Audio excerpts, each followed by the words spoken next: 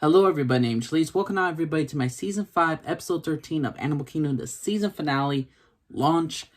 What can I say, everybody? This is the final job for the gang, at least for this season. The final year, the final season, which is Season 6, it will be the last job. Last year, can't wait for it. But for this season finale, and for this big job that they're doing, did they go out without a hitch? No, but they successfully did. The boys won $1.2 million. $1.2 million. Now, at the beginning of this episode, Darren hires a bunch of teenagers that have been hanging around his house that we've been seeing this entire season, and they distract the Coast Guard who are watching the docks. Darren and Craig, they get into the place. Jay's keeping lookout, and they break in. Jay almost gets shot. They escape by boat where Darren comes in, and then basically they survive. Nobody gets killed. Nobody gets hurt. And they got a shitload of money. What's not to love? Frankie left. She's going on her own. She's going to South America. She's still on the run from the big bad Russian that we have no idea who it is, if he's ever going to show up. Will we ever see Frankie again? Who knows? She kisses Craig one last time. He wants her to stay a bit, but she can't. She wishes him well. Craig finds out where Ren is. Ren is hanging out with those cousins in season 1 that she was hanging around with. And again, the only reason why Craig now knows is because Ren sent a good friend of hers to get her stuff and the baby stuff. There's a lot of stuff with Craig and Ren's relationship, and I could get more Craig's side because Craig is now cleaning up his act, and I understand why he wanted Ren to become clean and all. So the thing is, Ren was not mothership material. She loved that life. She loved that joy of life.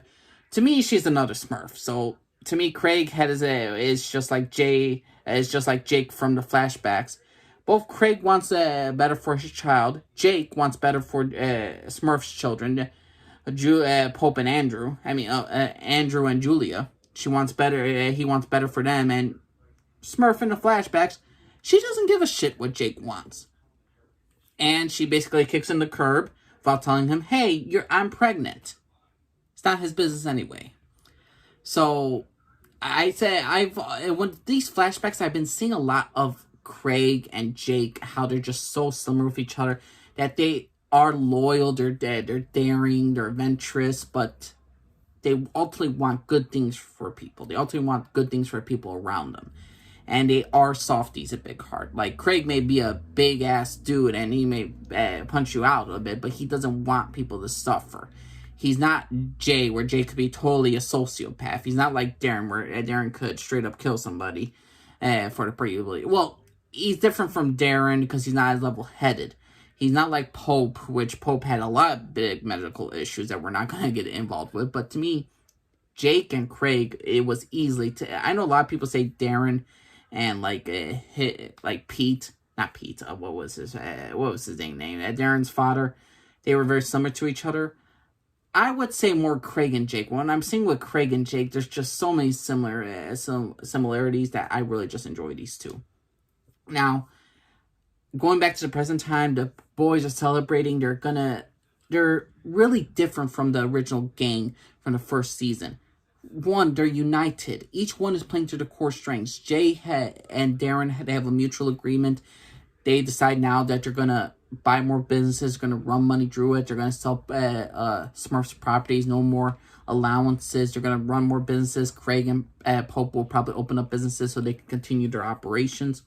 And there's a lot of great stuff about this entire episode. The fact is that we get more of Jay and Craig and Pope and Darren just being united, because they always felt like they were big, like in Animal Kingdom, like in the true Animal Kingdom, there's always one at the top, and it was always Smurf, and she was always manipulating the boys, turning them against each other. She never wanted them united. And in this season, they were all just going after each other. And the season finale, it just feels like it's more of a democracy. They're not trying to upstage one another. They know who each one of them are, and they're united as a front.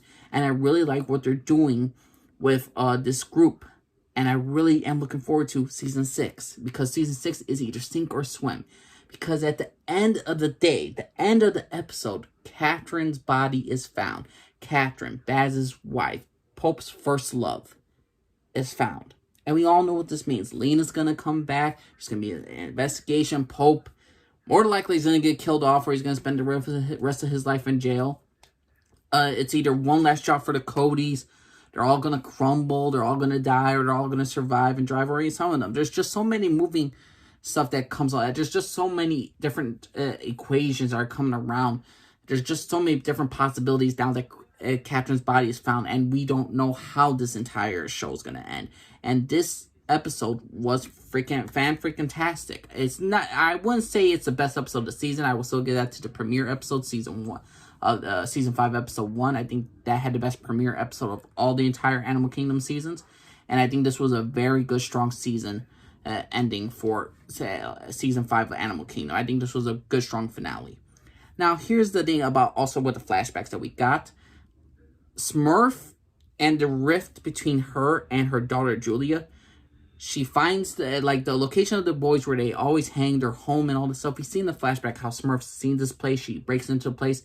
She gets Pope and she gets Andrew and Julia into the place. And Julia's skeptic. She doesn't want to steal no more. She doesn't want to be in this house unless it's legitimately theirs. And she answers her daughter's complaints by giving her alcohol, getting her doped up. And we could instantly see how Julia is going to be constantly just dealing with the nerves and all this stuff because she doesn't want to be like her mother. And you see Julia's drinking a little bit more alcohol as a young girl. And you're going to see that girl is going to turn into an addict in the future. Things are going to mess her up. And we're all going to see how Smurf is just she loves Pope, and she's so distant with her daughter, with Julia. You can see the rift. I'm looking forward to season 6, because I heard in season 6 that we're going to have flashback scenes of the kids as the teenagers, so it's going to be very interesting to see a young Baz, a young Pope, a young Julia, the rift, and how ultimately it's going to lead to some fantastic writing. And again, with Smurf, she was evil before, but how she sees it, how she's, grooming her kids to not only... Well, stealing is one thing, but then how she's, caressing Pope's cheek and says, you're going to protect your brother, you're going to protect your sister, you're going to protect me, because that's who you are. And then you could just tell that Pope never really had a chance for a normal life with Smurf as his mother.